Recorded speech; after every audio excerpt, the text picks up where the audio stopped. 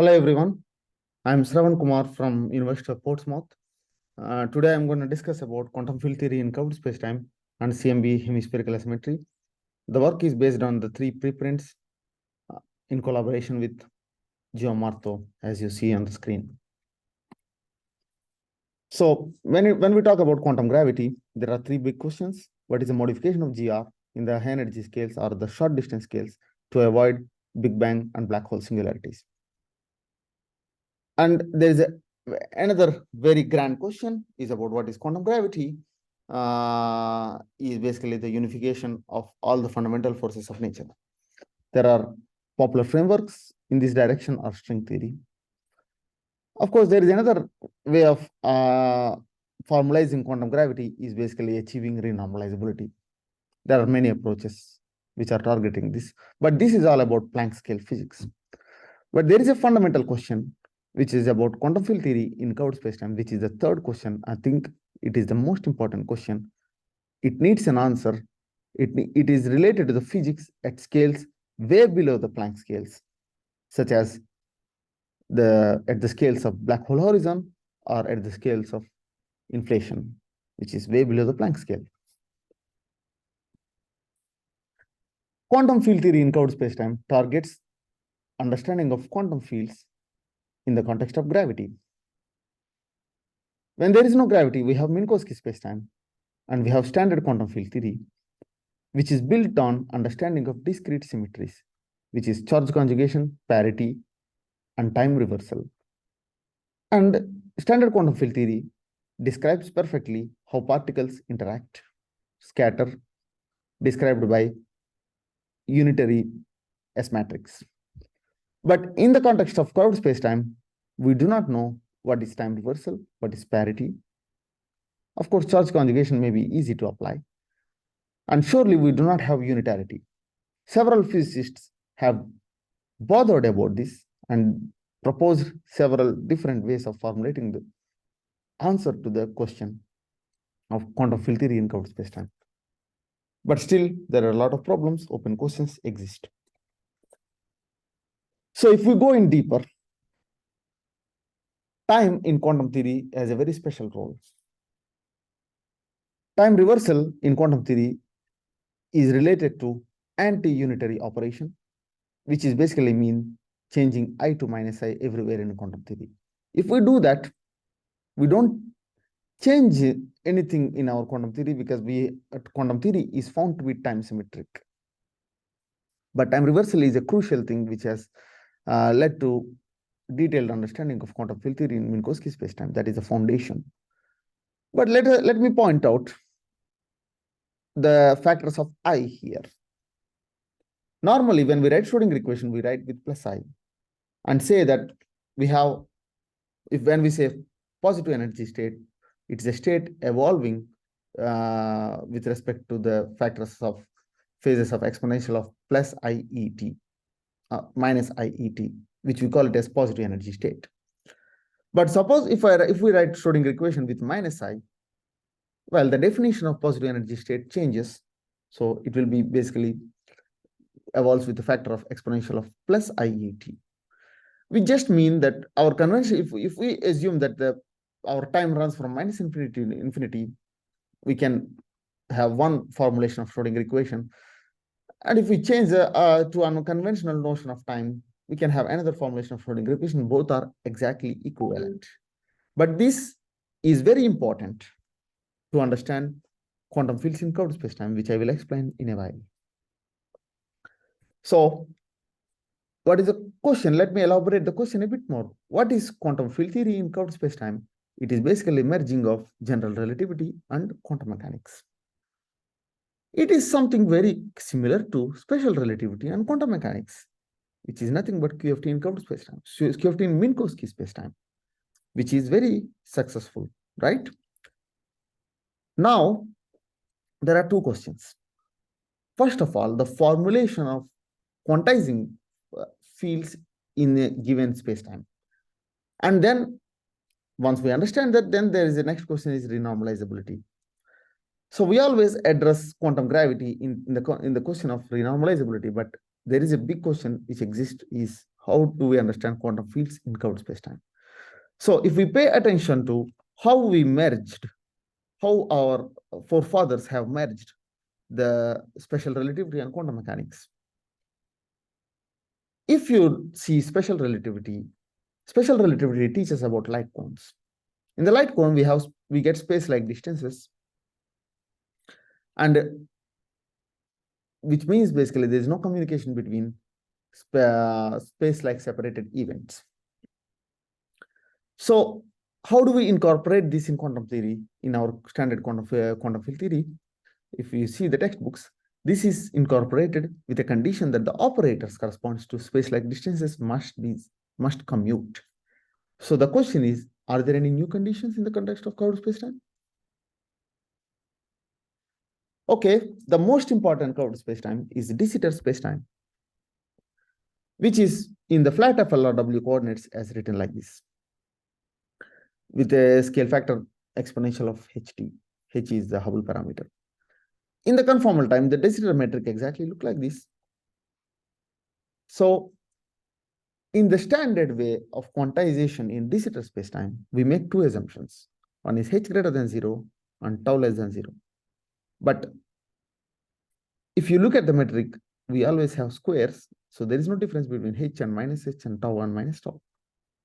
But we anyway make this assumption.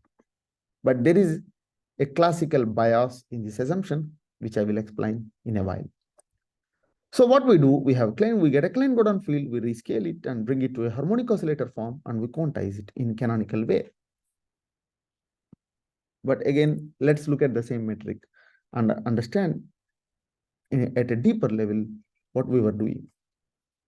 So basically, when we have a scale factor exponential of ht, we call it as expanding universe.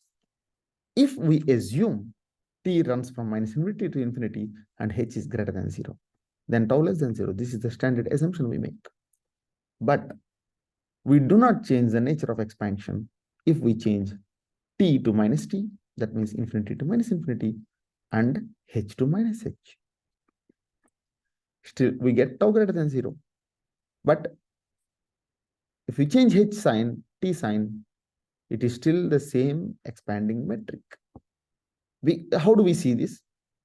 We write the horizon as a modulus, and as the scale factor grows, we have horizon shrinking. So so that means basically tau, the conformal time running from plus or minus infinity to 0 is the direction, which tells us expansion. Remember that h square is what characterizes the curvatures. So there is no significance of h is positive or negative. So this observation is extremely crucial because in the same expanding universe, we can define time reversal in this following manner. And this is something we need to pay attention to formulate quantum theory. The question we ask here, okay, we have the symmetry, which is PT symmetry. Can we respect this in our quantization? In the standard formalism, we do not pay attention to that the symmetry, and our quantum field does not respect the symmetry. But let us change the quantization scheme. Whenever we quantize a field, we promote the field to operators.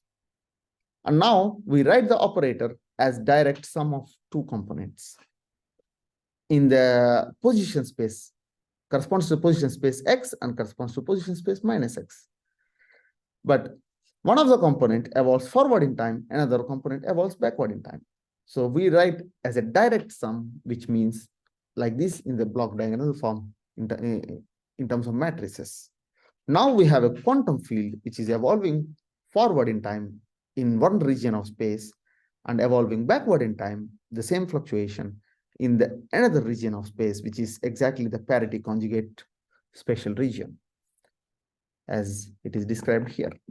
Now, when these fluctuations, whenever we have this quantum field which exit the horizon, we don't want any causal communication between something at positive x and something at minus x.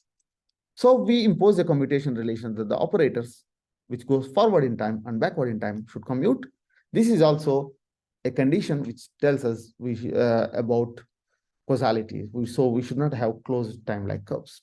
So in this formalism, in this direct sum representation, we have two vacuums, the 1 and 2, which describes the component of the field in the two spatial regions. This is similar to what is formulated as a super selection rule in algebraic quantum field theory. This is something we noticed after we published our paper in arXiv. So now we can ask a question: what does it mean, the direct sum quantization, in the context of Minkowski spacetime? Can we have the same? Answer is yes. We don't change anything, any observational results of quantum field theory in Minkowski spacetime, imposing a direct sum scheme of quantization. Fine. You can ask the same question about quantum mechanics. Well, answer is again yes, because we always deal with something Hamiltonians, which are PT symmetric.